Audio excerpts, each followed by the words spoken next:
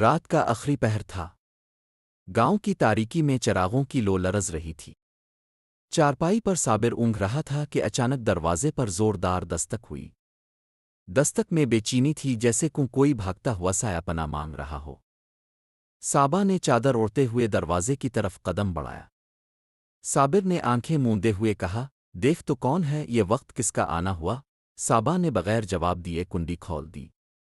دروازہ کھلتے ہی ہوا کا جھونکا سا اندر آیا، لیکن اس کے ساتھ ہی تین نوجوان یوں گھستے چلے آئے جیسے یہ ان کا اپنا ہی گھر ہو۔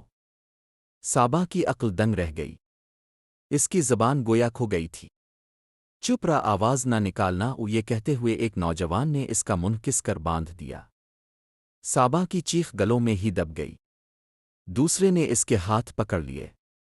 صابر چارپائی سے اٹھنے ہی لگا تھا کہ اس کی کالر پکڑ کر دھکا دے کر دیوار سے لگا دیا۔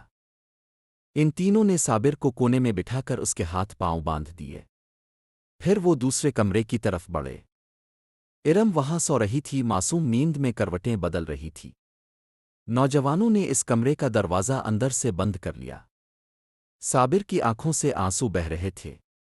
وہ ہاتھ پاؤں کی رسیاں توڑنے کی کوشش کر رہا تھا، مگر ہر کوشش ناکام ہو جاتی تھی۔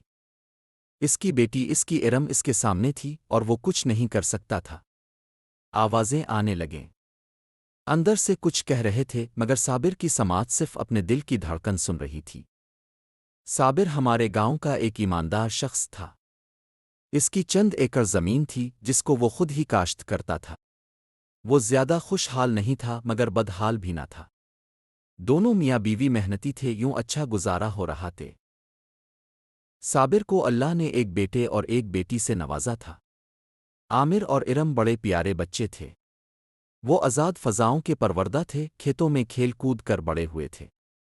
صابر کا جی چاہتا تھا کہ اس کے بچے شہری بچوں کی طرح پڑھے لکھیں، صاف ستھرے اور تمیز والے ہوں، لیکن گاؤں میں ایک ہی اسکول تھا جس کی حالت بہت خراب تھی۔ چار دیواری اور کمرہ تو پختہ اینٹوں کا بنا ہوا تھا، لیکن اس اسکول کی اصل روح یعنی استاد بے روح تھا۔ عامر نے کسی طرح میٹرک تو کر لی، مگر ارم ابھی چھٹی جماعت میں تھی۔ صابر چاہتا تھا کہ ارم کو شہر بھیج کر پڑھائے، لیکن وسائل کہاں۔ مگر اپنی بیٹی کی آنکھوں میں پڑھنے کا شوق دیکھ کر اس نے فیصلہ کیا کہ وہ اسے شہر کے اسکول میں داخل کرائے گا۔ اسی سوچ میں وہ اس رات چارپائی پر لیٹا تھا کہ دروازے پر دستک ہوئی۔ صبح کی پہلی کرن جب گاؤں کے کھیتوں پر پھیلی تو گھر میں خاموشی تھی۔ پڑوسن نے آواز دی مگر کوئی جواب نہ آیا۔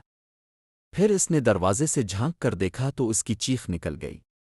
صابر چارپائی کے پاس بے ہوش پڑا تھا، اس کے ہاتھوں اور پاؤں پر رسوں کے نشان تھے۔ صابا بھی اسی حالت میں پڑی تھی۔ لوگ جمع ہو گئے۔ کسی نے پانی کا چھینٹا دیا تو صابر کی آنکھ کھلی۔ اس نے پہلے صابا کو دیکھا، پھر ارم کے کمرے کی طرف دیکھا۔ ارم، ارم! وہ اٹھ کر لڑکھڑاتے ہوئے اس کمرے کی طرف بھاگا۔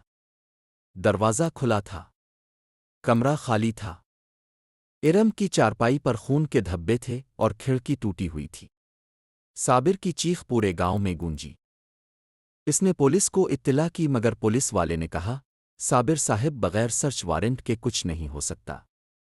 پہلے ٹھوس ثبوت لے آؤ۔ صابر کو کوئی ثبوت نہ تھا، مگر اس کا باپ کا دل کہہ رہا تھا کہ اس کی بیٹی اس گھر میں ہے۔ اس نے فیصلہ کر لیا۔ اگلی رات جب تینوں نوجوان باہر گئے تو صابر نے گھر کی پچھلی دیوار پھاند لی۔ اس نے کمرے کا دروازہ کھولا تو اس کی آنکھیں پتھرا گئیں۔ صابر کا کہنا تھا، میں اپنی بیٹی کو لے کر رہوں گا، چاہے مجھے خود ہی ڈھونڈنا پڑے۔ اس نے اپنی زمین کا کچھ حصہ بیچ دیا۔ پھر وہ قریبی شہر میں جا کر رہنے لگا۔ دن بھر وہ گلیوں میں پھرتا، لوگوں سے پوچھتا، کبھی کسی دکان پر بیٹھ کر ان تینوں کے نقشے بنواتا۔ صابا کی حالت دن با دن بگڑتی جا رہی تھی۔